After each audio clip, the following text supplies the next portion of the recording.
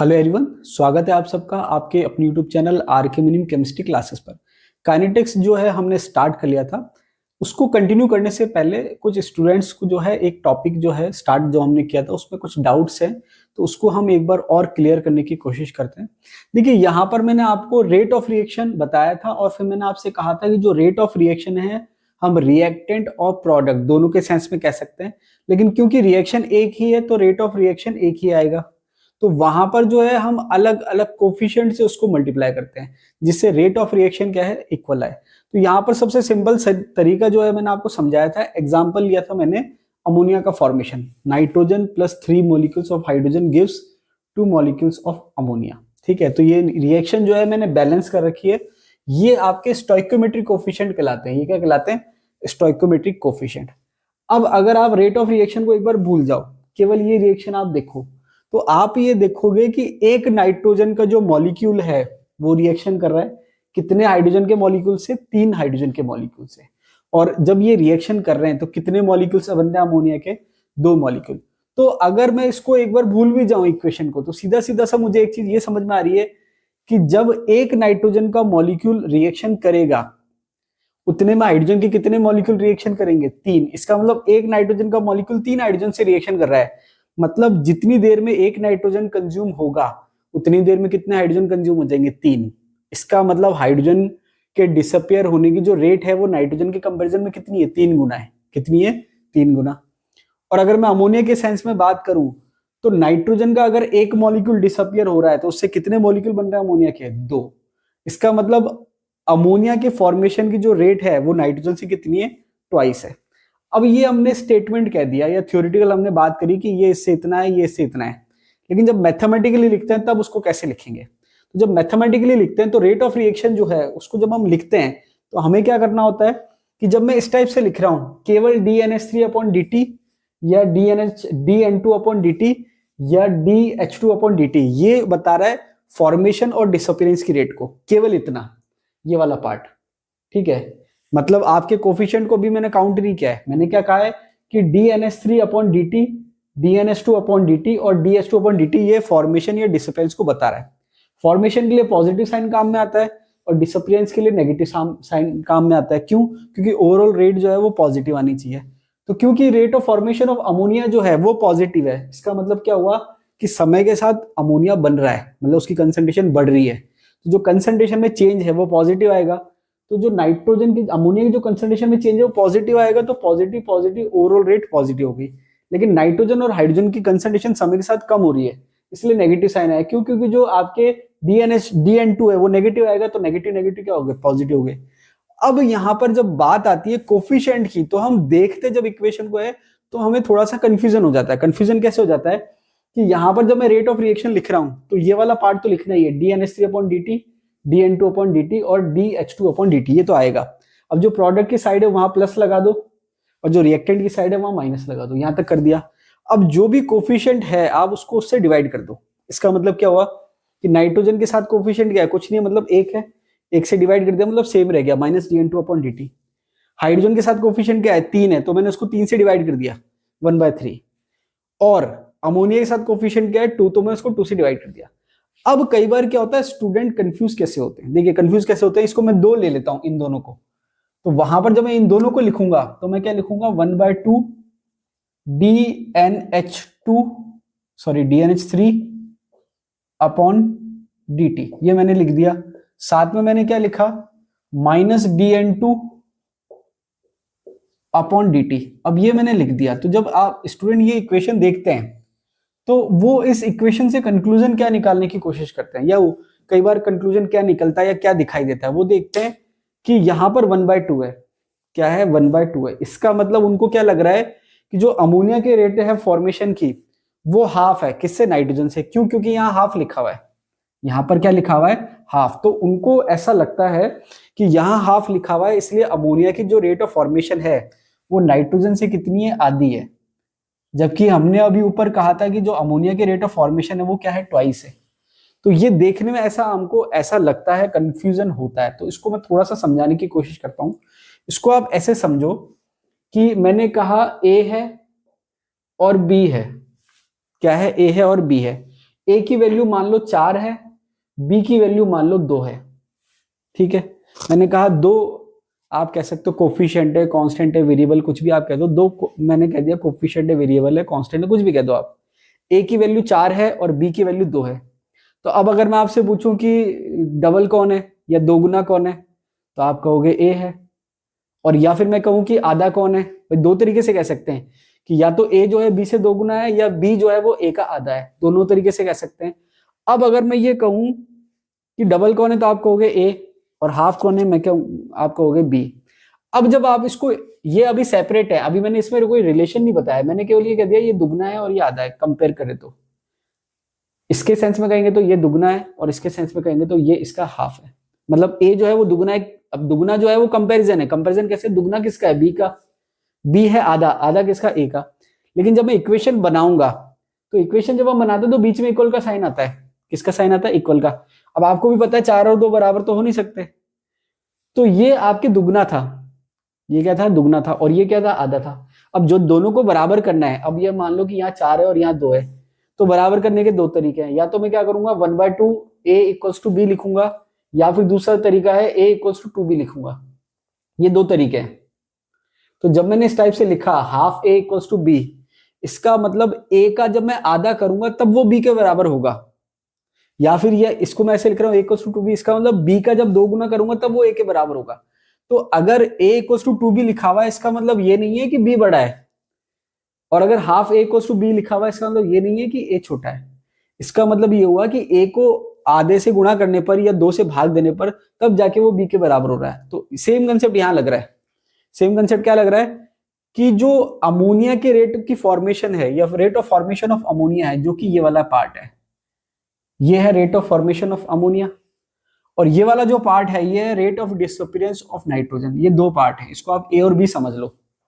तो क्योंकि आपको दिख रहा है कि जो अमोनिया के मॉलिक्यूल्स बन रहे हैं वो नाइट्रोजन से डबल हैं, तो नाइट्रोजन जो है, अमोनिया के जो रेट ऑफ फॉर्मेशन है वो ट्वाइस है किससे, नाइट्रोजन से। तो ये अपने आप में ट्वाइस है और ये अपने आप में हाफ है।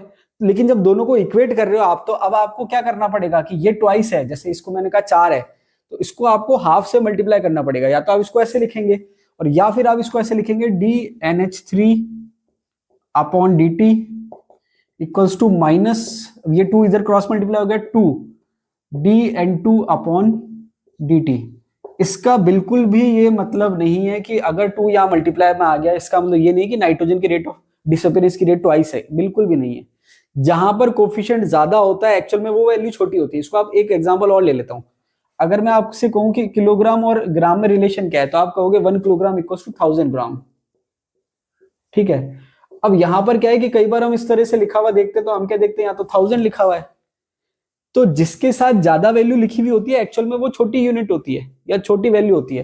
तो 1 किलोग्राम इक्वल्स टू 1000 ग्राम, इसका मतलब ग्राम छोटी यूनिट है, किलोग्राम बड़ी यूनिट है। छोटी यूनिट को बड़ी के बराबर करने के लिए तो 1000 से मल्टीप्लाई करा है। तो सेम चीज है कि जब आपने इस तरीके से लिखा, तो अगर आपने यहाँ 2 लिखा है, इसका मतलब ये छोटी वैल्यू है, इसको बराबर करने के लिए आपने 2 से मल्टीप्लाई करा है। लास्ट में इसको एक बार और समझने के लिए एक न्यूमेरिकल ले लेते हैं। न्यूमेरिकल क्या है, rate of formation of ammonia दे रखा है। क्या दे रखा है, rate of formation of ammonia.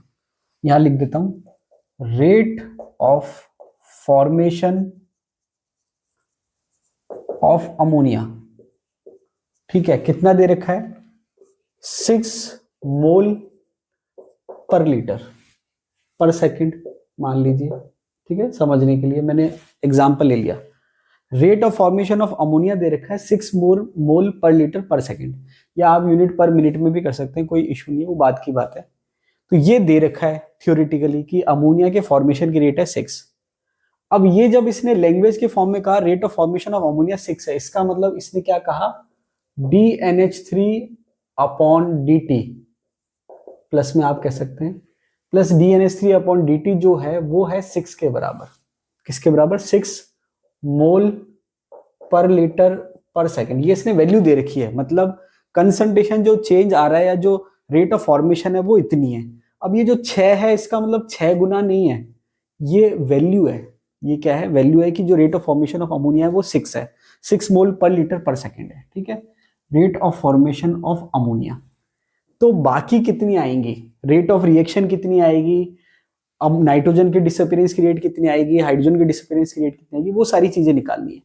तो रेट ऑफ रिएक्शन जब हम निकालेंगे, रेट ऑफ रिएक्शन सीधा सा रिलेशन दे रखा है, +1/2 DNH3 अपॉन dt, +1/2।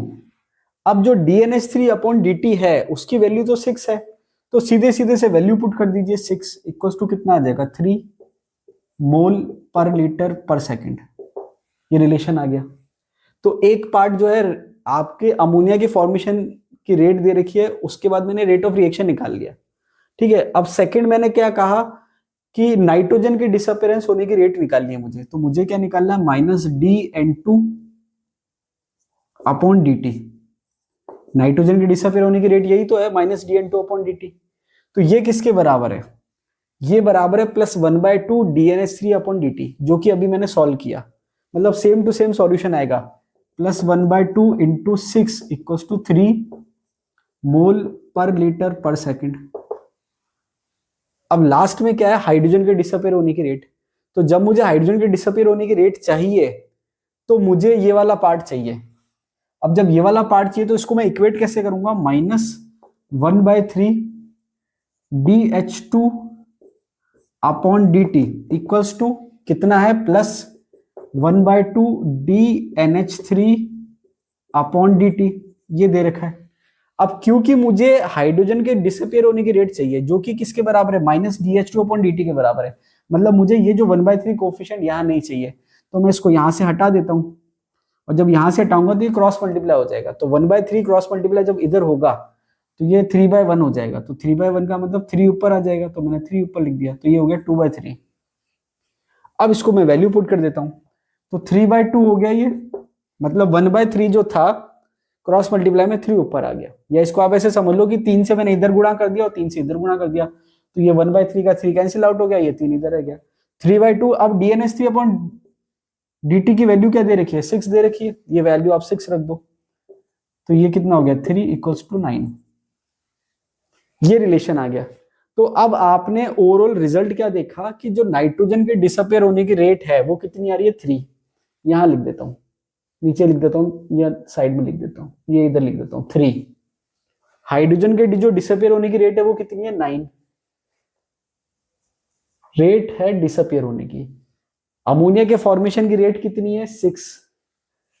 तो अब यहां पर ये जो वैल्यू आई है 3, 9 और 6, ये गुना नहीं है, मतलब टाइम्स नहीं है, ये एक्चुअल में रेट ऑफ फॉर्मेशन और रेट ऑफ डिसअपियरेंस है। तो ये यहां पर क्या कह रहा है कि नाइट्रोजन के कितने मोल पर लीटर डिसअपियर हो रहे हैं, मोल पर लीटर पर सेकंड 3। एक सेकंड में कितने मोल डिसअपियर हो रहे हैं नाइट्रोजन के, 3। हाइड्रोजन के कितने डिसअपियर हो रहे हैं, 9। और अमोनिया के कितने बन रहे हैं, 6। तो यहां पर ये उसकी रेट ऑफ रिएक्शन के सेंस में दे रखा है, या हम कह सकते हैं रेट ऑफ फॉर्मेशन या डिसअपियरेंस है। अब ये रिजल्ट आ गया, अब इसको आप कंपेयर कर सकते हो। क्या कंपेयर कर सकते हो कि नाइट्रोजन और हाइड्रोजन में जब आप कंपैरिजन कर रहे हो तो आप देख रहे हो नाइट्रोजन की जितने रेट आ रही है हाइड्रोजन की उसकी 3 गुना है। मतलब नाइट्रोजन के डिसअपियर होने की रेट और हाइड्रोजन के डिसअपियर होने की जब आप रेट कंपेयर कर रहे हो तो आपको सीधा सीधा दिख रहा है कि हाइड्रोजन की 3 गुना है, जो कि कोफिशिएंट दिख रहा है साथ में। और जब आप नाइट्रोजन और अमोनिया को कंपेयर कर रहे हो तो आपको 3 और 6 दिख रहा है। तो 3 और 6 जो है वो 3 और 6 गुना नहीं है, ये ऐसे नहीं कहेंगे कि ये 3 गुना और ये 6 गुना।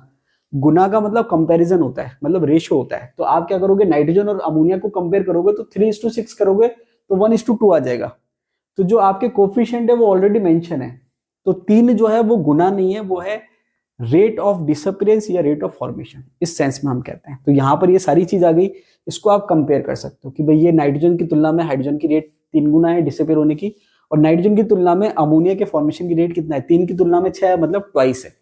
ऐसे इसको सॉल्व करना है, बहुत ज्यादा आपको दिमाग नहीं लगाना। मेन जो आपके डाउट था जो मुझे लगा वो ये हो सकता है कि भाई यहाँ पर हाफ लिखा हुआ है मतलब ये आधा है, जबकि थ्योरेटिकली हम दुगना करें। तो ये मैंने आपको समझा दिया कि जिसकी वैल्यू ज्यादा होती है उसको इक्वेट करने के लिए डिवाइड करते हैं। तो आई थिंक आपको समझ में आ गया होगा। अब जो है हम आज की क्लास को कंटिन्यू करते हैं।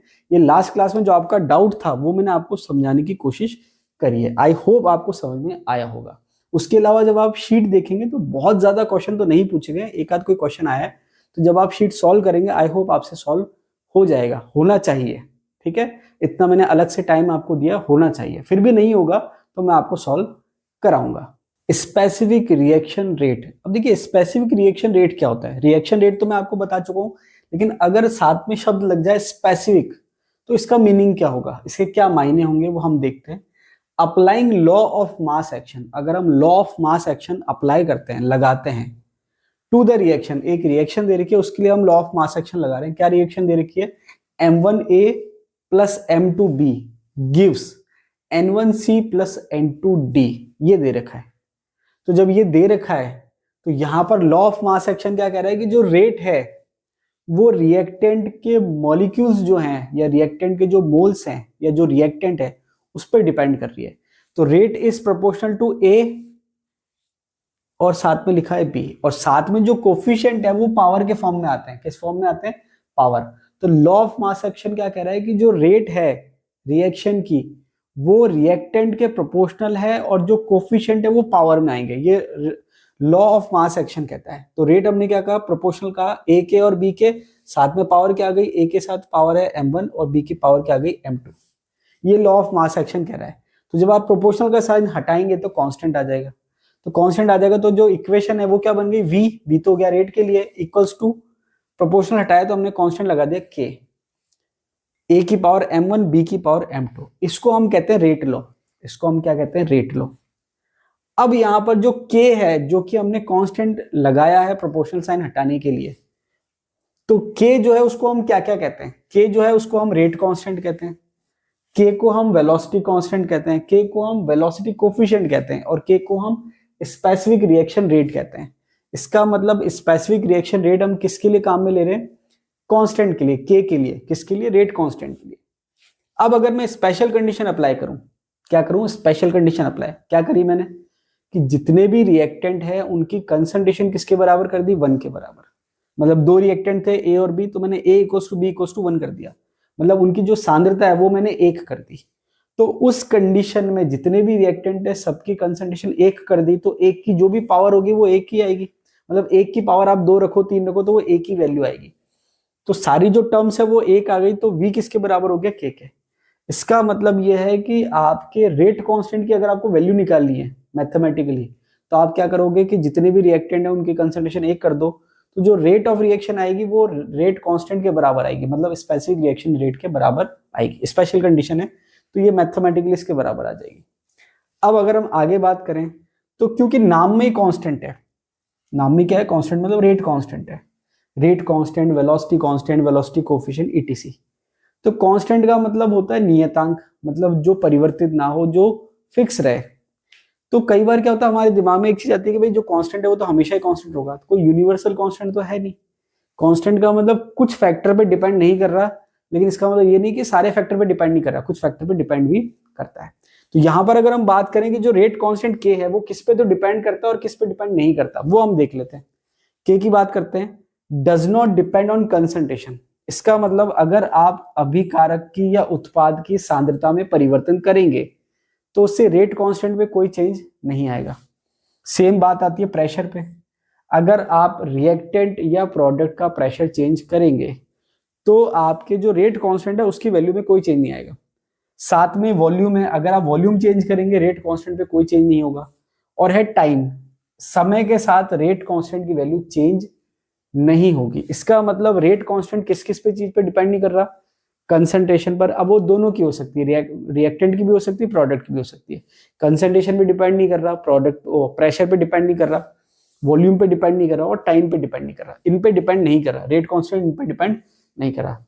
अब डिपेंड किस पे कर रहा है, तो रेट कांस्टेंट जो है वो क्योंकि कांस्टेंट है तो हम सोचते हैं डिपेंड नहीं करता, इन चीजों पे डिपेंड नहीं करता, लेकिन किस पे डिपेंड करता है, यहां पर आप देखेंगे डिपेंड ऑन टी का मतलब टेम्परेचर पे डिपेंड करता है। किस पे डिपेंड करता है, और कैटलिस्ट पे डिपेंड करता है, और किस पे डिपेंड करता है, एक्टिवेशन एनर्जी पे डिपेंड करता है। तो अगर आप ये टर्म चेंज करेंगे, ये टर्म का मतलब अगर आप रिएक्शन में टेम्परेचर चेंज करेंगे, कैटलिस्ट चेंज करेंगे, एक्टिवेशन एनर्जी चेंज करेंगे, तो क्या चेंज हो जाएगा, के की वैल्यू चेंज हो जाएगी। क्या हो जाएगी, के की वैल्यू चेंज हो जाएगी। और इनडायरेक्ट अगर हम कहें तो V जो है वो किसके बराबर है, K और कंसंट्रेशन की टर्म से साथ में। तो अगर K चेंज होगा तो इनडायरेक्टली रेट भी क्या हो जाएगी, चेंज हो जाएगी। इनडायरेक्टली रेट भी क्या हो जाएगी, चेंज हो जाएगी। तो अगर आपको ध्यान हो तो लास्ट वीडियो में हमने पढ़ा था factors affecting rate of reaction, अभिक्रिया के वेग को प्रभावित करने वाले कारक। तो वो जितने भी कारक है उसको हम दो कैटेगरी में डिवाइड कर सकते हैं। एक तो वह कारक जो सांद्रता में परिवर्तन करते हैं डायरेक्ट या इनडायरेक्ट रूप से, जैसे मान लीजिए कंसंट्रेशन चेंज करें तो वो डायरेक्ट हो गया, प्रेशर चेंज कर रहे हैं, वॉल्यूम चेंज कर रहे हैं तो वो एक तरह से कंसंट्रेशन को चेंज कर रहे हैं। और कुछ फैक्टर ऐसे थे जो आपके रेट कांस्टेंट को चेंज करते हैं, जैसे टेम्परेचर हो गया, कैटलिस्ट हो गया, एक्टिवेशन एनर्जी हो गया, ईटीसी। तो दो तरीके के फैक्टर होते हैं जो आपके रेट को चेंज करते हैं, एक कंसंट्रेशन को वेरी करता है और एक रेट कांस्टेंट को। तो ये जो आपके कंसेप्ट है बहुत इंपॉर्टेंट है कि आपके कौन कौन से कारक जो है रेट कांस्टेंट को प्रभावित कर रहे हैं। टेम्परेचर कर रहा है, कैटलिस्ट कर रहा है और एक्टिवेशन एनर्जी कर रहा है। तो जब ये रेट कांस्टेंट को वेरी करते हैं तो इनडायरेक्टली रेट को भी क्या करेंगे, वेरी करेंगे। तो आपको ध्यान रखना है कि जो रेट कांस्टेंट है के, वो किस किस चीज पे डिपेंड करता है और किस किस चीज पे डिपेंड नहीं करता। अब हम चलते हैं आगे। आगे दे रखा है unit of rate of reaction. अभिक्रिया का जो वेग है उसकी इकाई क्या होगी। देखिए स्पेसिफिक रिएक्शन रेट अलग है और सिंपल रिएक्शन रेट अलग है। सिंपल रिएक्शन रेट का मतलब है V और स्पेसिफिक रिएक्शन रेट किसके लिए कह रहा है, वो K के लिए कह रहा है। दोनों में बहुत फर्क है। अब अगर मैं सिंपल रिएक्शन रेट की बात कर रहा हूं या हम कहें रेट ऑफ रिएक्शन, मतलब यूनिट किसकी, रेट ऑफ रिएक्शन की। सिंपल रिएक्शन की जो रेट होती है उसकी जो हम यूनिट की बात करें, इकाई की बात करें तो वो क्या होती है। फॉर्मूला आपको पता है, rate equals to V plus minus DC upon DT। अब आप सोचेंगे मैंने ये फॉर्मूला काम में क्यों लिया।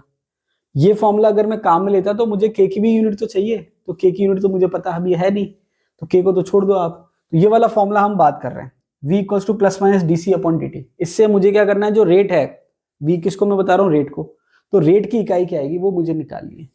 तो जो DC है वो क्या है, सांद्रता में परिवर्तन, और DT क्या है, समय में परिवर्तन। तो सांद्रता जो है वो किस में हम डिनोट करते हैं, कंसंट्रेशन। कंसंट्रेशन की बात हो रही है, नीचे क्या है, टाइम। कंसंट्रेशन अगर मैं मोलैरिटी में ले रहा हूं तो क्या हो जाएगा, मोल पर लीटर, जो कि काइनेटिक्स में हम ये यूनिट काम में ले रहे हैं। और समय जो है वो हम किस में ले सकते हैं, सेकंड में ले सकते हैं, मिनट में ले सकते हैं, या बेसिकली हम सेकंड में लेते हैं, तो मैंने सेकंड लिख दिया। तो जो ऊपर कंसंट्रेशन थी उसके लिए मैंने लिख दिया मोल पर लीटर, और टाइम के लिए मैंने लिख दिया सेकंड। तो ओवरऑल जो यूनिट आ गई वो क्या आ गई, मोल पर लीटर पर सेकंड, ये यूनिट आ गई। और ये फिक्स है, लेकिन ये यूनिट है किसकी, रेट ऑफ रिएक्शन की।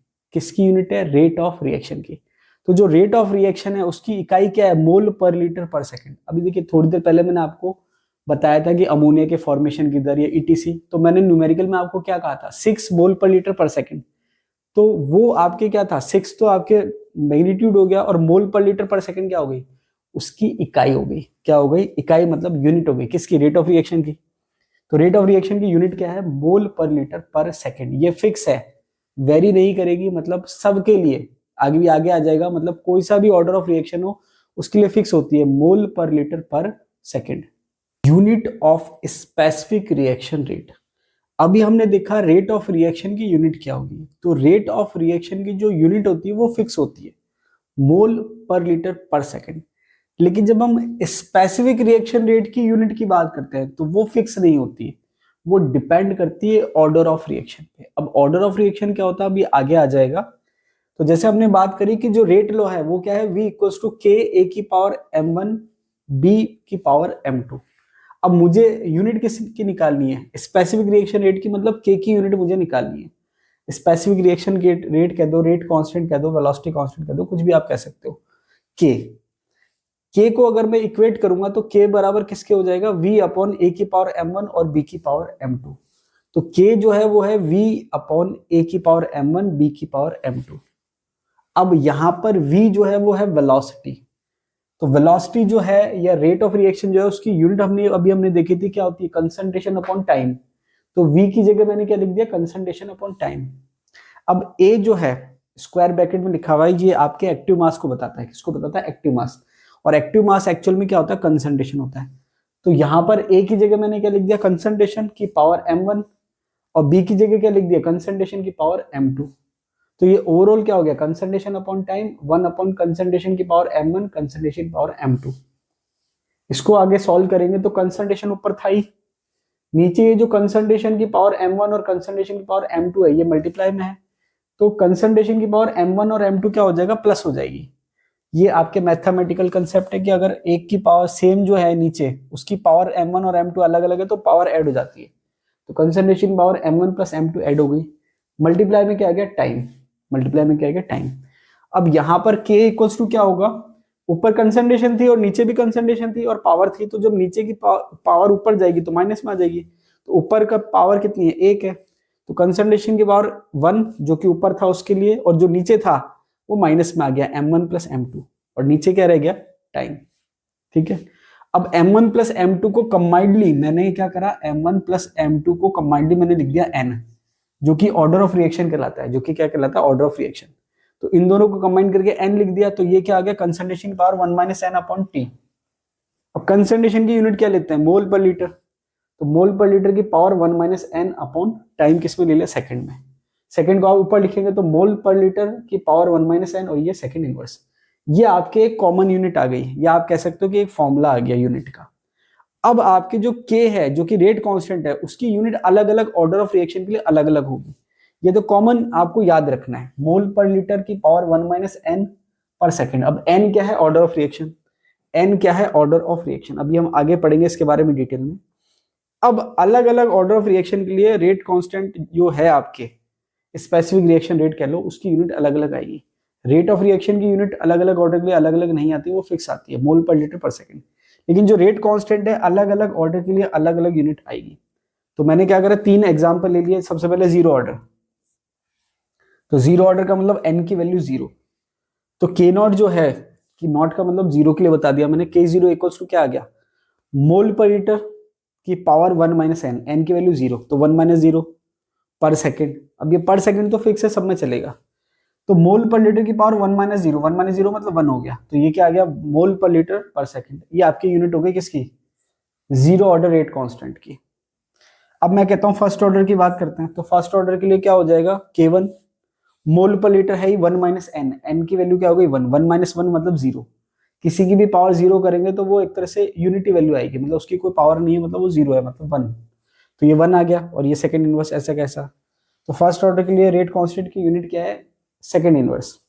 सेकंड ऑर्डर, सेकंड ऑर्डर मतलब मैंने क्या दिया, K2 मोल पर लीटर की पावर 1 माइनस 2। अब माइनस 2 का मतलब 1 में से 2 घटाएंगे तो बचेगा कितना, -1। तो -1 जब बचेगा तो पावर क्या हो जाएगी, रिवर्स हो जाएगी, मतलब जो प्लस में माइनस में हो जाएगा, जो माइनस में प्लस में हो जाएगा। तो ये क्या आ जाएगा, लीटर इनवर्स में था तो लीटर, मोल किस में आ जाएगा, इनवर्स में, और सेकंड इनवर्स तो है ही। या फिर आप इसको ऐसे कह सकते हो, मोल इनवर्स लीटर पर सेकंड। दोनों तरीके से आप कह सकते हो, ऐसे भी कह सकते हो और ऐसे भी कह सकते हो, मोल इनवर्स लीटर पर सेकंड। बेसिकली ये वाला काम में लेते हैं हम। तो ये जो आपके है, ये आपके यूनिट है किसकी, रेट कांस्टेंट की, अलग अलग ऑर्डर के लिए। तो एग्जाम में डायरेक्टली पूछते हैं कि भाई जीरो ऑर्डर के लिए रेट कांस्टेंट की यूनिट क्या होगी, फर्स्ट ऑर्डर के लिए रेट कांस्टेंट की यूनिट क्या होगी, और सेकंड ऑर्डर के लिए रेट कांस्टेंट की यूनिट क्या होगी। बहुत इंपॉर्टेंट है। अब इंपॉर्टेंट ऐसा है कि कई बार न्यूमेरिकल आता है, जो कि ऑर्डर ऑफ रिएक्शन पे पूछा जाता है। कई बार क्या होता है, न्यूमेरिकल आता है या क्वेश्चन आता है जो कि ऑर्डर ऑफ रिएक्शन में पूछा जाता है, कोई हिंट नहीं, कुछ नहीं दिया जाता, आपको रेट ऑर्डर ऑफ रिएक्शन का पता लगाना होता है। तो कैसे पता लगाएंगे, जैसे मान लीजिए मैंने आपसे क्वेश्चन पूछ लिया कि एक रिएक्शन है जिसकी रेट कांस्टेंट की यूनिट है सेकंड इनवर्स, तो बताओ ऑर्डर ऑफ रिएक्शन क्या होगा। अब इसने कुछ भी नहीं दिया, लेकिन क्या दे दिया, रेट कांस्टेंट की यूनिट दे दी। तो जैसे रेट कांस्टेंट की यूनिट दे दी, मतलब उसने इनडायरेक्टली आपको क्या बता दिया, ऑर्डर ऑफ रिएक्शन। तो इंपॉर्टेंट है, डायरेक्ट क्वेश्चन भी पूछा जाता है कि zero order, first order, second order के लिए रेट कांस्टेंट की यूनिट क्या होगी। और न्यूमेरिकल में भी कई बार इनडायरेक्टली हिंट दे रखा होता है कि भाई ऑर्डर ऑफ रिएक्शन क्या होगा। वो किससे पता चलता है आपको, रेट कांस्टेंट की यूनिट से। ऑर्डर ऑफ रिएक्शन, देखिए अगर हम काइनेटिक्स के सेंस में बात करें तो काइनेटिक्स का जो बहुत बड़ा पोर्शन है वो आपके ऑर्डर ऑफ रिएक्शन में कवर होता है। तो ऑर्डर ऑफ रिएक्शन को हिंदी में कहते हैं अभिक्रिया की कोटि। अब ये अभिक्रिया की कोटि है क्या, इसको समझने की हम कोशिश करते हैं। देखिए ऑर्डर ऑफ रिएक्शन क्या है, प्योरली एंड एक्सपेरिमेंटल क्वांटिटी। इसका मतलब ये है कि order of reaction theoretical concept नहीं है, प्रैक्टिकल कंसेप्ट है। इसका मतलब ये हुआ कि ये एक्सपेरिमेंटल क्वांटिटी है, एक्सपेरिमेंटल कंडीशन पे ये वेरी कर सकती है। मतलब ऑर्डर ऑफ रिएक्शन जो है एक्सपेरिमेंटल कंडीशन चेंज करने से चेंज हो सकती है। तो ये थ्योरेटिकल कंसेप्ट नहीं है। तो पहली बात तो ये हो गई कि जो ऑर्डर ऑफ रिएक्शन है वो एक्सपेरिमेंटल क्वांटिटी है, मतलब एक्सपेरिमेंटल कंडीशन पे डिपेंड करेगा। इसका मतलब ये हुआ कि अगर कोई रिएक्शन लिखी हुई है तो उस रिएक्शन को लिखा हुआ देखकर आप उसकी ऑर्डर ऑफ रिएक्शन प्रिडिक्ट नहीं कर सकते। स्टोइकोमेट्रिक कोफिशिएंट अलग होता है, ऑर्डर ऑफ रिएक्शन अलग होता है। इसको समझने की कोशिश करते हैं। अब जैसे मान लीजिए कि कोई रिएक्शन दे रखी है, थ्योरेटिकल रिएक्शन दे रखी है ए प्लस बी, आगे स्टोइकोमेट्रिक कोफिशिएंट है स्मॉल ए और स्मॉल बी गिव्स प्रोडक्ट। ये एक रिएक्शन है, मतलब मैंने थ्योरेटिकल फॉर्म में एक रिएक्शन लिखी ए प्लस बी गिव्स प्रोडक्ट, ठीक है, ये मैंने रिएक्शन लिख दी। अब एक्सपेरिमेंटल जो रेट इक्वेशन आएगी तो वो क्या मैंने लिख रखी है, v इक्वल्स टू के ए की पावर p b की पावर q। इसका मतलब क्या हुआ कि जो रेट ऑफ रिएक्शन है वो प्रोपोर्शनल था किसके, रिएक्टेंट की कंसंट्रेशन के, जो मैंने कहा a है और b है, लेकिन जो पावर है वो मैंने लगाई है p और q। अब ये पावर जो है एक्सपेरिमेंटल कंडीशन पे डिपेंड करेगी। इसका मतलब ये जो आगे कोफिशिएंट लिखे हैं ये पावर में आ जाए ऐसा कोई जरूरी नहीं है। तो यहाँ पर पावर मैंने ए नहीं लगाई है और यहाँ पर मैंने पावर बी नहीं लगाई है, मैंने लगाई है पी और क्यू। अब एक हो सकता है आपको कंफ्यूजन हो जाए। कंफ्यूजन क्या हो जाए, अभी जब हमने स्टार्टिंग में वीडियो स्टार्ट करा था, जब हमने रेट लॉ लिखा था तो वहां पर हमने क्या करा था, according to law of mass action, फिर हमने लिखा था m1 m2 n1 n2। तो थोड़ा सा क्या है कंफ्यूजन या डिफरेंस ये है कि जब हम लॉ ऑफ मास एक्शन की हम बात करते हैं तो जब हम उस केस में जब हम रिएक्शन लिखते हैं तो वो एक तरह से सिंपल रिएक्शन होती है, रिवर्सिबल रिएक्शन होती है, एक्चुअल में सिंपल रिएक्शन होती है। अभी जब हम आगे पढ़ेंगे तो दो तरह की रिएक्शन होती है, एक तो होती है सिंपल और एक होती है कॉम्प्लेक्स। सिंपल को हम एलिमेंट्री भी कहते हैं। तो जो एक स्टेप में रिएक्शन होती है वो सिंपल होती है जिसको हम एलिमेंट्री कहते हैं, और जो एक से ज्यादा स्टेप में होती है वो कॉम्प्लेक्स रिएक्शन होती है। तो अगर रिएक्शन सिंपल है उस केस में जो कोफिशिएंट है वो पावर में आ जाएंगे, लेकिन अगर रिएक्शन सिंपल नहीं है तो कोफिशिएंट डिफरेंट होंगे, एक्सपेरिमेंटल कंडीशन पे डिपेंड करेंगे।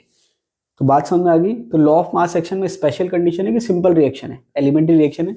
बेसिकली हम उसको जनरलाइज फॉर्म में नहीं लेते, जनरलाइज फॉर्म में हमने ये लिया कि अगर कोई रिएक्शन आपको दिख रही है, स्टोइकोमेट्रिक कोफिशिएंट दिख रहा है, तो वो जरूरी नहीं है पावर में आ जाए। पावर में आपके एक्सपेरिमेंटली वैल्यू आती है पी और क्यू, ठीक है, डिनोट कर दिया हमने। तो ये रेट लॉ है, ये क्या है, जिसको आप रेट इक्वेशन कह सकते हो या रेट लॉ कह सकते हो, एक ही बात है, रेट लॉ कह दो या रेट इक्वेशन कह दो। आपने क्या कहा, v इक्वल्स टू के ए की पावर p b की पावर q। तो रेट लॉ में जितने भी रिएक्टेंट हैं उनकी जो भी पावर है उनका जो सम है वो ऑर्डर ऑफ रिएक्शन कहलाता है। तो इस केस में आपके पावर क्या है, p और q, तो जिसका सम आएगा p प्लस q, जिसको हम बेसिकली n से रिप्रेजेंट करते हैं, वो ऑर्डर ऑफ रिएक्शन है। वो क्या है, ऑर्डर ऑफ रिएक्शन। अब यहां पर अगर हम इस रेट लॉ की बात करें तो ऑर्डर विथ रेस्पेक्ट टू ए, मतलब ए जो रिएक्टेंट है उसके सापेक्ष, उसके रेस्पेक्ट में ऑर्डर ऑफ रिएक्शन क्या होगा, अभिक्रिया ए के सापेक्ष में जो कोटि है वो क्या होगी, p. Order with respect to b क्या होगा, क्यू। मतलब ए के रेस्पेक्ट में ऑर्डर पी है, बी के रेस्पेक्ट में ऑर्डर क्यू है। ऑर्डर ऑफ रिएक्शन, या आप कह सकते हो टोटल जो ऑर्डर आ रहा है रिएक्शन के लिए वो कितना आ रहा है, एन, जो कि किसके बराबर आएगा, पी प्लस क्यू के। बात समझ आ गई। एक्सपेरिमेंटल क्वांटिटी है, रिएक्शन लिखी हुई ऐसे आपको दिख रही है और ये एक्सपेरिमेंटल है, तो रिएक्शन लिखी हुई देख के आप एक्सपेरिमेंटल आइडिया नहीं लगा सकते कि पी और क्यू की वैल्यू क्या होगी। अब नीचे स्पेशली स्टार लगा के लिखा हुआ है p and q may be equal to लगा देता हूं, ए एंड बी और मे बी नॉट, मतलब पी जो है वो ए के बराबर हो भी सकता है और नहीं भी हो सकता, बी जो है वो क्यू के बराबर हो भी सकता है और नहीं भी हो सकता, कोई फिक्स नहीं है, ठीक है। नोट डाल के दे रखा है ऑर्डर में भी जीरो, फ्रैक्शन, इंटीजर और नेगेटिव। तो सबसे पहली बात तो ये होगी कि अगर आपका कोई रिएक्शन लिखी हुई दे रखी है थ्योरेटिकल, तो उसका आप ऑर्डर या रेट लॉ प्रिडिक्ट नहीं कर सकते। कंडीशन ये कि कोई फिक्स रिएक्शन या कोई इंपॉर्टेंट रिएक्शन है जो आपने पहले से याद कर रखी है या जिसके बारे में आपका पढ़ा हुआ है कि इसका ऑर्डर ये होता है, तो बात अलग है। वरना कोई आपको अननोन रिएक्शन दे रखी है तो उसका आप ऑर्डर प्रिडिक्ट नहीं कर सकते। बात समझ में आई। ऑर्डर में भी जीरो, ऑर्डर जो है वो जीरो हो सकता है, फ्रैक्शनल हो सकता है, इंटीजर हो सकता है, नेगेटिव हो सकता है। अब देखिए नेगेटिव जो देखा जाए वो ओवरऑल रिएक्शन के लिए नॉर्मली नेगेटिव नहीं होता, पर्टिकुलर एक रिएक्टेंट के लिए आप नेगेटिव कह सकते हो, ठीक है। तो ऑर्डर जो है वो जीरो हो सकता है, फ्रैक्शनल का मतलब फ्रैक्शन में हो सकता है, इंटीजर हो सकता है, नेगेटिव हो सकता है। अब यहां पर हमने एग्जाम्पल ले रखा है, जैसे अभी जो मैं आपको बात कर रहा था कि रिएक्शन देख के आप प्रिडिक्ट नहीं कर सकते। जैसे ये तीन रिएक्शन लिखी हुई है, hydrogen plus chlorine gives 2HCl, hydrogen plus bromine gives 2HBr, hydrogen plus iodine gives 2HI। अब अगर हम इसको थ्योरेटिकली देखें तो तीनों रिएक्शन डिट्टो सेम लग रही है, तीनों रिएक्शन क्या लग रही है, डिट्टो सेम लग रही है, बस फर्क क्या दिख रहा है, हेलोजन चेंज कर दिया हमने, यहाँ क्लोरीन है, यहाँ ब्रोमीन है, यहाँ आयोडीन है, बाकी रिएक्शन के स्टोइकोमेट्रिक कोफिशिएंट बिल्कुल सेम टू सेम लग रही है रिएक्शन। लेकिन जब हम रेट लॉ की बात करेंगे तो रेट लॉ एक्सपेरिमेंटल क्वांटिटी है, या रेट लॉ जो एक्सपेरिमेंटली आ रहा है, तो एक्सपेरिमेंटली जब हमने रेट लॉ चेक किया, इसका क्या आ रहा है, V इक्वल्स टू के, इसका मतलब कोई कंसंट्रेशन की रिएक्टेंट की यूनिट नहीं है, मतलब कोई भी रिएक्टेंट जो है वो नहीं आ रहा रेट लॉ में। यहां पर हमने देखा हाइड्रोजन और ब्रोमीन के केस में V इक्वल्स टू के H2, इसकी पावर कुछ नहीं मतलब 1 दे रखी है, ब्रोमीन की पावर है हाफ, और आयोडीन वाले केस में हमने देखा V इक्वल्स टू के हाइड्रोजन और आयोडीन, मतलब एज इट इज दे रखा है, मतलब दोनों की पावर 1 है। इसका मतलब ये हुआ कि जब हम ऑर्डर ऑफ रिएक्शन चेक करेंगे तो यहां पर तो रिएक्टेंट है ही नहीं, इसका मतलब कोई पावर नहीं है, मतलब ऑर्डर क्या आ रहा है, 0। इस केस में हमने देखा कि हाइड्रोजन के रेस्पेक्ट में ऑर्डर कितना है, 1, ब्रोमीन के रेस्पेक्ट में ऑर्डर कितना है, हाफ, तो दोनों को ऐड करो, 1 और हाफ कितना हो गया, 1.5, या आप कह सकते हो 3/2, या आप कह सकते हो 1.5। हाइड्रोजन और आयोडीन के केस में अगर हम बात करें तो हाइड्रोजन के रेस्पेक्ट में ऑर्डर 1 है और आयोडीन के रेस्पेक्ट में ऑर्डर 1 है, तो टोटल कितना हो गया, 1 + 1 2। तो ये आपके 3 आ गए। इसका मतलब हाइड्रोजन और क्लोरीन का जो ऑर्डर है वो 0 है, हाइड्रोजन और ब्रोमीन का जो ऑर्डर है वो है 1.5 या 3/2, और हाइड्रोजन और आयोडीन का जो ऑर्डर है वो 2। अब यहाँ पर क्या है, इस केस में 0 है मतलब दोनों के रेस्पेक्ट में 0, हाइड्रोजन और क्लोरीन के रेस्पेक्ट में, इस केस में 2 है मतलब दोनों के रेस्पेक्ट में 1 है। अब हाइड्रोजन और ब्रोमीन के केस में आपने ओवरऑल रिएक्शन तो याद कर लिया, मतलब ओवरऑल ऑर्डर याद कर लिया कि 3/2 है, लेकिन ध्यान ये रखना है कि किसके रेस्पेक्ट में 1 है और किसके रेस्पेक्ट में हाफ है। हाइड्रोजन के रेस्पेक्ट में 1 है और ब्रोमीन के रेस्पेक्ट में हाफ है। ये आपके कॉम्पिटिशन एग्जाम में पूछ रखा है कि इस रिएक्शन के लिए ऑर्डर ऑफ रिएक्शन क्या होगा, या फिर ऐसे पूछ रखा है, एग्जैक्ट क्वेश्चन मुझे ध्यान नहीं आ रहा, ऑर्डर पूछ रखा है। अब ओवरऑल ऑर्डर पूछ रखा है या किसी एक के रेस्पेक्ट में पूछ रखा है वो मुझे ध्यान नहीं है, ये एग्जाम में क्वेश्चन पूछ रखा है। और जहां तक मुझे ध्यान आ रहा है कि असिस्टेंट प्रोफेसर एग्जाम में पूछ रखा है कि हाइड्रोजन और ब्रोमीन के लिए ऑर्डर ऑफ रिएक्शन क्या होगा। तो कई बार क्या होता है कि जो खास करके फ्रैक्शन ऑर्डर होती है एग्जाम्पल, उसके बारे में डायरेक्ट क्वेश्चन पूछा जाता है कि ये रिएक्शन है, बताओ ऑर्डर ऑफ रिएक्शन क्या होगा। तो ये चीज आपको ये बता रही है कि जो थ्योरेटिकल आपके स्टोइकोमेट्रिक कोफिशिएंट है वो तो 1 और 1 दोनों के केस में है, लेकिन एक्सपेरिमेंटल रेट लॉ जो है वो उसके बराबर नहीं आ रहा। इसका मतलब P और Q जो है बराबर आए ऐसा जरूरी नहीं है, P और Q केवल इसके सेंस में बराबर आ रहे हैं, इसमें A और B 1-1 है और P और Q भी 1-1 है, लेकिन इनके केस में ऐसा नहीं है। इसका मतलब ये हुआ कि स्टोइकोमेट्रिक कोफिशिएंट अलग चीज है और ऑर्डर ऑफ रिएक्शन जो है, या हम कहें पर्टिकुलर रिएक्टेंट के with respect to particular reactant जो ऑर्डर है वो अलग चीज है। बात समझ में आ गई। कुछ रिएक्शंस देखते हैं, उसकी इक्वेशंस देखते हैं और उसके बेस पे हम आइडिया लगाते हैं कि ए और बी जो रिएक्टेंट है उसके रेस्पेक्ट में ऑर्डर क्या होगा और टोटल ऑर्डर क्या होगा। ठीक है, यहाँ पर कुछ रिएक्शंस दे रखी है, a gives p, a plus a gives p, a plus b gives p, मतलब product, a plus 2b gives product, 2a plus b gives product, b gives product and b plus b gives product. हालांकि यहाँ पर जो equations है वो simple है, तो as it is rate लो यहाँ पर लिखा हुआ है। तो जब इस रिएक्शन की हम बात करें ए गिव्स प्रोडक्ट, तो इसका रेट लो क्या लिखा हुआ है, v इक्वल्स टू K1A। अब ये जो 1 लिखा है एक्चुअल में ऑर्डर के रेस्पेक्ट में हमने 1 2 3 मेंशन कर दिए, आप चाहो तो सिंपल K भी लिख सकते हो। तो इसके लिए रेट लो क्या लिख दिया, v इक्वल्स टू KA। अब यहाँ पर a की पावर कितनी है, कुछ भी नहीं मेंशन है, मतलब 1 है एक तरह से, और b तो यहाँ है नहीं।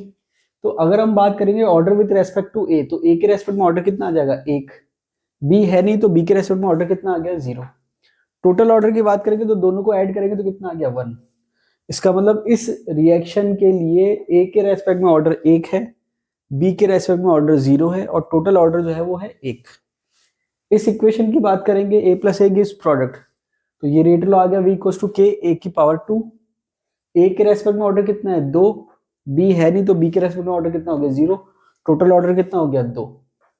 उसके बाद हम बात कर रहे हैं a plus b gives p, मतलब a और b रिएक्ट करके प्रोडक्ट बना रहे हैं, तो v equals to k a और b, 2 का मतलब ओवरऑल ऑर्डर 2 आएगा इसलिए 2 मेंशन कर दिया।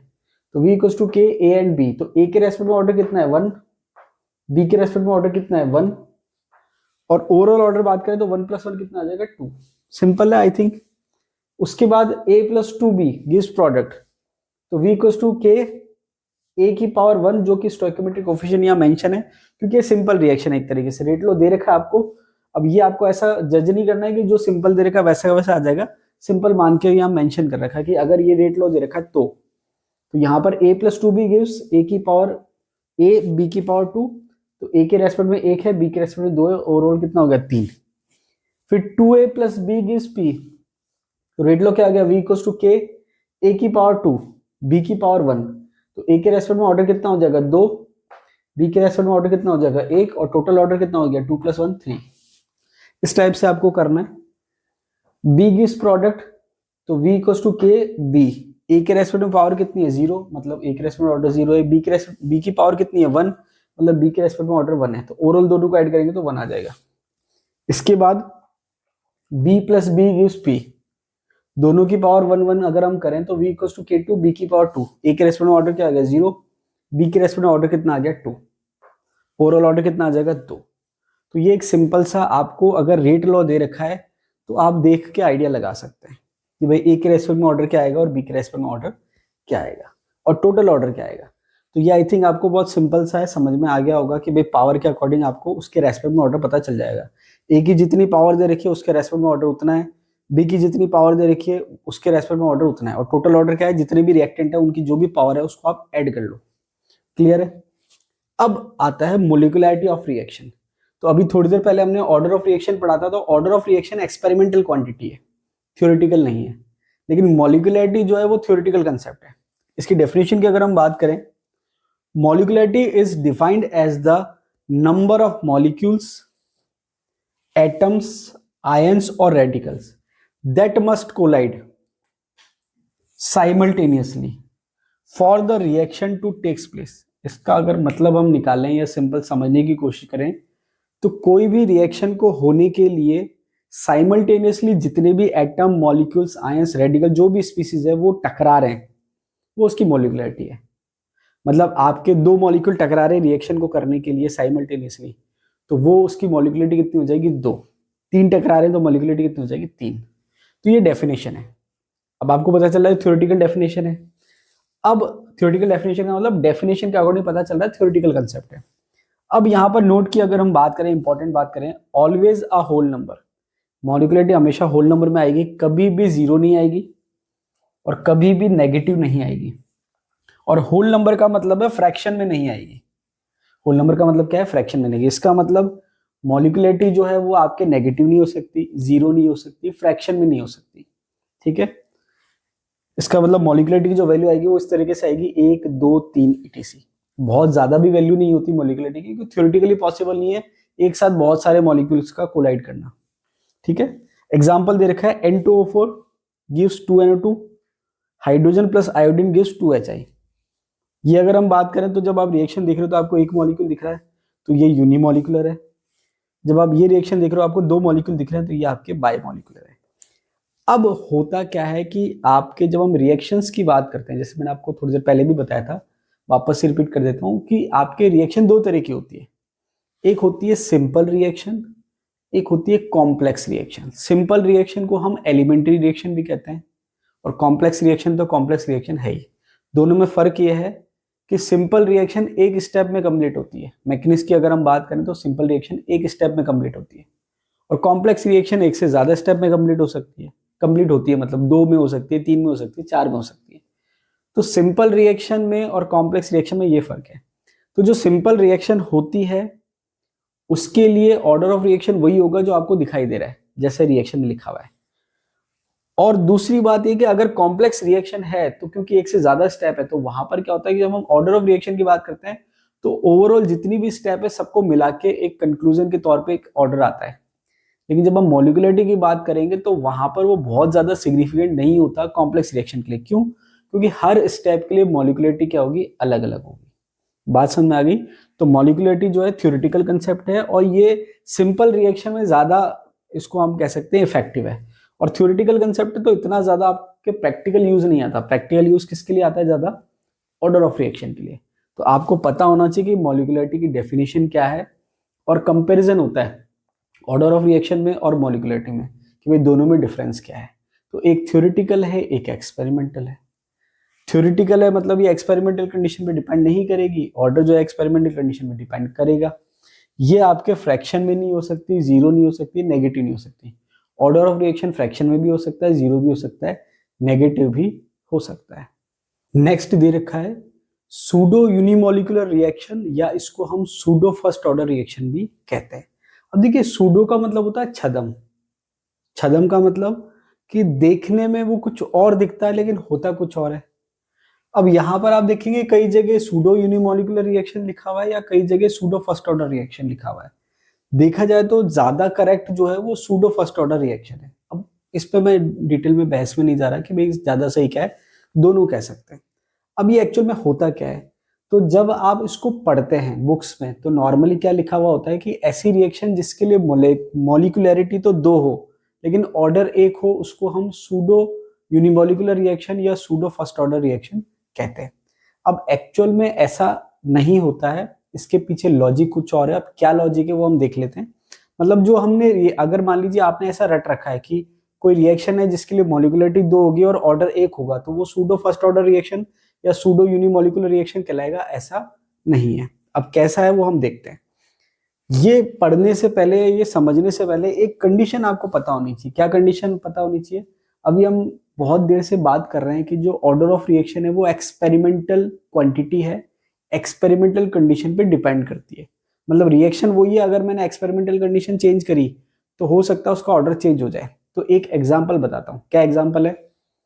नोट डाल के लिखा हुआ है, if we take a particular reactant in excess, कि अगर हम कोई एक पर्टिकुलर रिएक्टेंट को एक्सेस में ले ले, एक्सेस का मतलब आधिक्य में ले ले, order with respect to that reactant become zero, तो उस रिएक्टेंट के सापेक्ष क्या हो जाएगा? ऑर्डर जीरो हो जाएगा।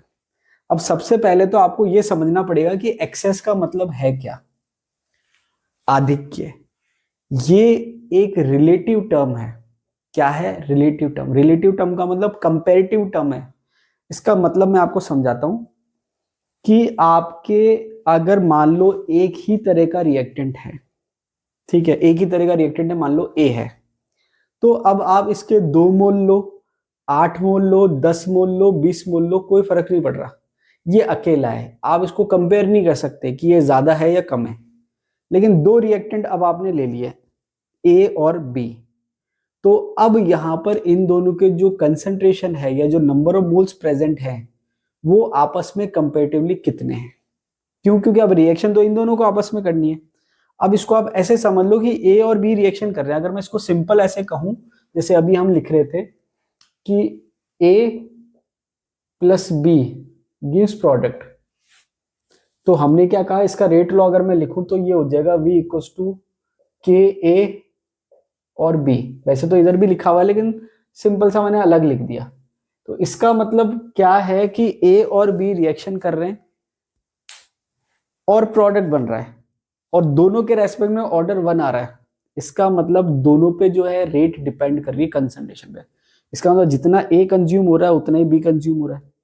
अब होगा क्या कि अगर ये दोनों कंपेरेबल है, जैसे मान लीजिए इसके दोनों के 2-2 मोल हैं, या दोनों के 10-10 मोल हैं, या दोनों के 50-50 मोल हैं, या दोनों के 100-100 मोल हैं, या दोनों के 1000-1000 मोल हैं, तो फर्क ये नहीं कि आप 2 मोल कह रहे हो या 1000 मोल कह रहे हो, लेकिन फर्क क्या है कि आप इसके 2 कह रहे हो तो इसको भी 2 कह रहे हो, इसके 50 कह रहे हो तो इसके भी 50 कह रहे हो, इसके 1000 कह रहे हो तो इसके भी 1000 कह रहे हो। इसका मतलब जब आप दोनों को बराबर ही ले रहे हो तो भले आप 2 मोल कहो या 1000 मोल कहो, एक्सेस का कोई कंसेप्ट नहीं है। लेकिन अगर एक के मोल तो मैं कहूं 2 हैं और एक के मोल कहूं मैं 1000 है, तब आपके एक्सेस का कंसेप्ट आ जाएगा, क्योंकि इसके मोल कम है तो इसके ज्यादा है कंपैरेटिवली, तुलनात्मक, तो ये एक्सेस में हो गया। अब एक्सेस में होने से होगा क्या कि जब आप रिएक्शन करवाओगे तो जैसे ये 2 मोल है तो इसके 2 मोल इसके 2 मोल से रिएक्शन करेंगे, तो ये 2 मोल तो कंज्यूम हो गए और इसके 1000 में से कितने कंज्यूम हुए? 2। तो जिसकी कंसंट्रेशन कम है उसकी कंसंट्रेशन में तो बहुत ज्यादा चेंज आएगा। जैसे 2 मोल थे और 2 के 2 ने रिएक्ट कर ली, कंसंट्रेशन बहुत ज्यादा चेंज होगी। लेकिन इसके मान लो 1000 मोल है, 1000 में से कितने ने रिएक्शन करी? 2 ने। इसकी कंसंट्रेशन में कोई खास फर्क नहीं पड़ा। इसका मतलब अगर मैं इसके 2 मोल कम कर भी दूंगा तो जो रेट ऑफ रिएक्शन है उस पर कोई खास फर्क नहीं पड़ रहा। इसका मतलब अब रेट ऑफ रिएक्शन इस पर डिपेंड नहीं कर रही। तो इसका मतलब ये हुआ कि अब अगर एक से ज्यादा तरह के रिएक्टेंट हैं और अगर आप एक रिएक्टेंट को एक्सेस में ले रहे हो तो फिर उसके रेस्पेक्ट में ऑर्डर डिपेंड नहीं करेगा या रेट डिपेंड नहीं करेगी, उसके रेस्पेक्ट में ऑर्डर क्या आ जाएगा, जीरो। बात समझ में आ गई? तो जैसे मान लीजिए मैंने एक रेट लॉ लिख रखा, v इक्वल्स टू के ए की पावर टू बी। अब आप चाहो तो इससे समझ लो, चाहो तो इससे समझ लो। ये मैंने सिंपल ले लिया, इससे पहले इससे समझ लेते हैं कि भाई ए और बी रिएक्शन कर रहे हैं, प्रोडक्ट बना रहे हैं। तो ये आपके एक्चुअल रेट लॉ है। क्या है? Actual rate law. ठीक है, एक्चुअल का मतलब एक्सपेरिमेंटल कंडीशन में स्पेशल कुछ नहीं करी है, ये सिंपल रेट लॉ है। अब सिंपल रेट लॉ क्या कह रहा है कि ए के रेस्पेक्ट में ऑर्डर 1 है और बी के रेस्पेक्ट में ऑर्डर 1 है और टोटल ऑर्डर कितना है, 2। लेकिन अगर मैं कहता हूं कि ए एक्सेस में है तो ए के रेस्पेक्ट में ऑर्डर 0 हो जाएगा और बी के रेस्पेक्ट में ऑर्डर कितना है, 1। तो टोटल ऑर्डर कितना हो गया, 1। इसका मतलब पहले ऑर्डर कितना था, 2, लेकिन मैंने एक को एक्सेस में ले लिया तो उसके रेस्पेक्ट में ऑर्डर 0 हो गया, तो ओवरऑल ऑर्डर कितना हो गया, 1। ठीक है, अगर मान लो ए एक्सेस में है तो इसके रेस्पेक्ट में ऑर्डर 0 हो जाएगा और बी के रेस्पेक्ट में तो 1 है ही, और ओवरऑल कितना हो जाएगा, 0 + 1 1। या मैं इसका उल्टा कर दूं, बी को एक्सेस में ले लूं तो बी के रेस्पेक्ट में ऑर्डर 0 हो जाएगा और ए के रेस्पेक्ट में ऑर्डर 1 है, तो 1 + 0 कितना हो जाएगा, 1। ये आपको ध्यान रखना है। तो अब अगर मान लो ये इक्वेशन दे रखी है और कोई कंडीशन नहीं दे रखी है और मुझसे पूछे कि भाई ऑर्डर बताओ, ए के रेस्पेक्ट में 2 है, बी के रेस्पेक्ट में 1 है, टोटल कितना है, 3। कंडीशन दे दी स्पेशल कि ए एक्सेस में है, तो उस केस में आंसर क्या होगा, ए के रेस्पेक्ट में ऑर्डर 0, बी के रेस्पेक्ट में ऑर्डर 1, तो कितना हो गया, 0 और 1, टोटल 1। अब वहां पर ये नहीं देखना कि 2 लिखा हुआ है, कंडीशन क्या दे रखी है, अगर कोई एक्सेस में है तो उसके रेस्पेक्ट में ऑर्डर 0 हो जाएगा। अगर बी एक्सेस में दे रहेगा तो बी के रेस्पेक्ट में 0 और ए के रेस्पेक्ट में 2, ओवरऑल ऑर्डर कितना आ जाएगा, 2। तो एक्सपेरिमेंटल कंडीशन चेंज करने से ऑर्डर चेंज हो जाता है। तो कई बार क्या होता है कि सिंपल इक्वेशन देते हैं, ऑर्डर पूछते हैं, कई बार वो क्या करते हैं, एक्सेस दे देते हैं कि भाई रेट लॉ दे दिया, फिर कहा कि ये एक्सेस में, बताओ रेट लॉ क्या होगा, सॉरी बताओ ऑर्डर ऑफ रिएक्शन क्या होगा। अब आई थिंक समझ में आ गया, आपके मैक्सिमम समझ में आ गया। अब पर्टिकुलर एग्जांपल पे ले लेते हैं, स्पेसिफिक एग्जांपल, जो हमारी हेडिंग है सूडो यूनिमोलिकुलर और सूडो फर्स्ट ऑर्डर रिएक्शन। क्या है, हाइड्रोलाइसिस ऑफ एस्टर। ये मैंने एस्टर ले लिया, CH3CO C2H5, इथाइल एसीटेट, या IUPAC नाम की बात करें तो इथाइल इथेनोएट। वाटर ले लिया, साथ में हाइड्रोलाइसिस करा रहे हैं, एसिडिक मीडियम ले लिया। क्या ले लिया, एसिडिक मीडियम। प्रोडक्ट क्या बनेगा, एसिटिक एसिड और इथेनॉल। एस्टर के हाइड्रोलाइसिस से एसिडिक मीडियम में क्या बन रहा है, एसिड और अल्कोहल। ठीक है, अब यहां पर जब मैं रेट लॉ की बात कर रहा हूं, एक्चुअल रेट लॉ की, तो एक्चुअल रेट लॉ क्या कर रहा है, वी जो रेट है वो किस पे डिपेंड कर रहा है, रेट कांस्टेंट तो आ ही रहा है, दोनों पे डिपेंड कर रही है, मतलब एस्टर की कंसंट्रेशन पे भी डिपेंड कर रही है और वाटर की कंसंट्रेशन पे भी डिपेंड कर रही है। ये है एक्चुअल रेट लॉ। अब एक्सपेरिमेंटल कंडीशन क्या कह रही है कि जो वाटर है वो एक्सेस में है, लार्ज एक्सेस में है। इसका मतलब एस्टर के जो मॉलिक्यूल्स हैं वो तो बहुत कम है और वाटर के हैं बहुत सारे। तो जैसे जैसे रिएक्शन होगी एस्टर के जो मॉलिक्यूल्स हैं वो कम होते जाएंगे बहुत ज्यादा, लेकिन क्योंकि वाटर के बहुत ज्यादा लार्ज एक्सेस में, तो उसके मॉलिक्यूल्स पे कोई बहुत ज्यादा फर्क नहीं पड़ेगा, इक्का दुक्का मॉलिक्यूल कम होगा। तो जो आपके बहुत ज्यादा है उसके कम होने से कोई खास फर्क नहीं पड़ रहा। इसको आप ऐसे समझ लो कि एक व्यक्ति है जिसके पास पैसे ही नहीं है, 50-100 रुपए हैं, अगर कोई उससे 20 रुपए मांग ले तो उसपे बहुत फर्क पड़ जाएगा, और अंबानी से कोई मांग ले 10,000 रुपए मांग ले तो उसके कोई फर्क नहीं पड़ेगा। इसका मतलब जिसके पास बहुत एक्सेस में है उस पर कोई खास फर्क नहीं पड़ रहा। तो यहां पर क्या है कि वाटर जो है लार्ज एक्सेस में है, इसका मतलब इसके अगर मैं 5-10 मोल्स जो है कम ज्यादा भी कर दूं तो रिएक्शन पे कोई फर्क नहीं पड़ रहा। क्यों? क्योंकि वो बहुत एक्सेस में है, वैल्यू इसकी होती है जो कम होता है। ठीक है, आप देखेंगे कि जो बहुत ज्यादा होता है उसकी प्राइस कम होती है, जो बहुत कम क्वांटिटी में होता है उसकी प्राइस ज्यादा होती है।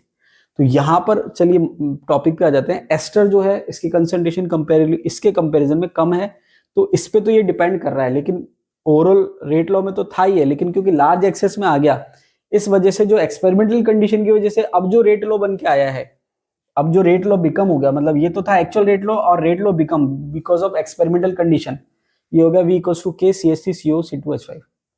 तो अब यहां पर कंक्लूजन क्या निकल रहा है, कंक्लूजन ये निकल रहा है कि जब मैं इस रिएक्शन की बात करूंगा मॉलिक्यूलैरिटी की, तो मॉलिक्यूलैरिटी कितनी है, 2। जो आपके ऑर्डर एक्चुअल में था, जो आना चाहिए था वो था 2, लेकिन because of experimental condition, experimental condition क्या है, वाटर लार्ज एक्सेस पे, तो जो ऑर्डर 2 आना चाहिए था वो अब 2 नहीं आ रहा, वो कितना आ रहा है, 1। वो कितना आ रहा है, 1। तो इसलिए हम इसको देखा जाए तो बेटर टर्म कौन सी है, सूडो फर्स्ट ऑर्डर रिएक्शन, छद्म कोटि की अभिक्रिया। तो सूडो फर्स्ट ऑर्डर का मतलब क्या हुआ कि एक्चुअल में तो इसका ऑर्डर 2 था, लेकिन एक्सपेरिमेंटल कंडीशन की वजह से ऑर्डर किस में कन्वर्ट हो गया, 1 में। तो इसको हम सूडो फर्स्ट ऑर्डर रिएक्शन कहते हैं। देखिए कई जगह सूडो यूनिमोलिकुलर भी लिखा रहता है, कोई प्रॉब्लम नहीं है। तो नॉर्मली जो आप पढ़ते हो कि ऐसी अभिक्रिया जिसके लिए मोलिकुलरिटी 2 है और ऑर्डर 1 है, वो सूडो फर्स्ट ऑर्डर रिएक्शन होती है, सूडो यूनिमोलिकुलर रिएक्शन होती है, ऐसा प्रैक्टिकली नहीं है। प्रैक्टिकली हम किसको कहते हैं कि जिसका एक्चुअल में ऑर्डर 2 था, लेकिन एक्सपेरिमेंटल कंडीशन की वजह से ऑर्डर 1 हो गया और मोलिकुलरिटी तो 2 है ही, उसको हम सूडो फर्स्ट ऑर्डर रिएक्शन या सूडो यूनिमोलिकुलर रिएक्शन कहते हैं। तो अभी के लिए इतना ही, मिलते हैं अगले वीडियो में, तब तक के लिए धन्यवाद।